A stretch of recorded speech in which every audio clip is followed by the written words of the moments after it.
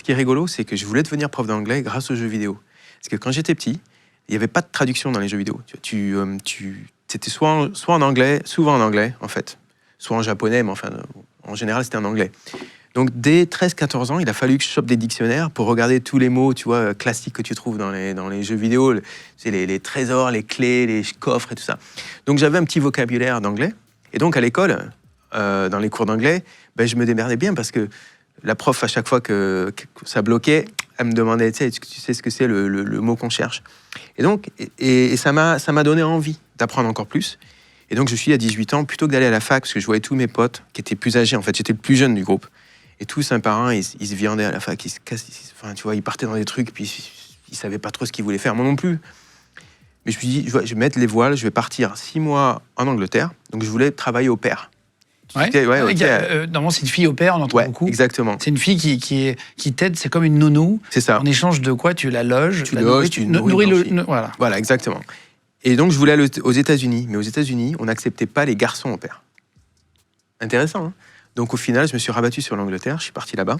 Et donc, je suis arrivé un petit peu comme ça, j'avais 500 balles, 500 francs de l'époque en poche. Puis, je suis arrivé à Londres. J'avais un contact. Et puis, j'ai commencé à taper aux portes pour travailler. Et j'ai bossé dans un café.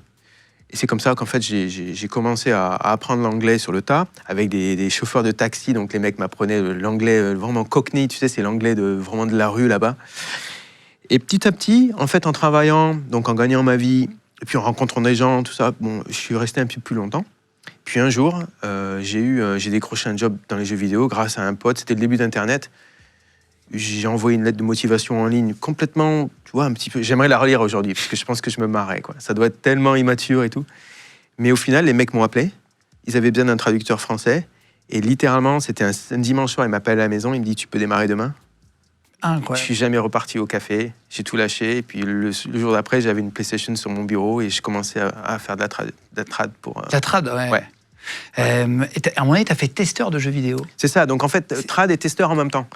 Donc là, on parle du moment, si tu veux, où on est en 97 par là, 16-17, au moment où les jeux vidéo commencent à avoir justement de la trad dedans. Donc en Europe, tu avais 5 langues seulement. Tu avais l'anglais, le français, l'espagnol, l'italien et l'allemand.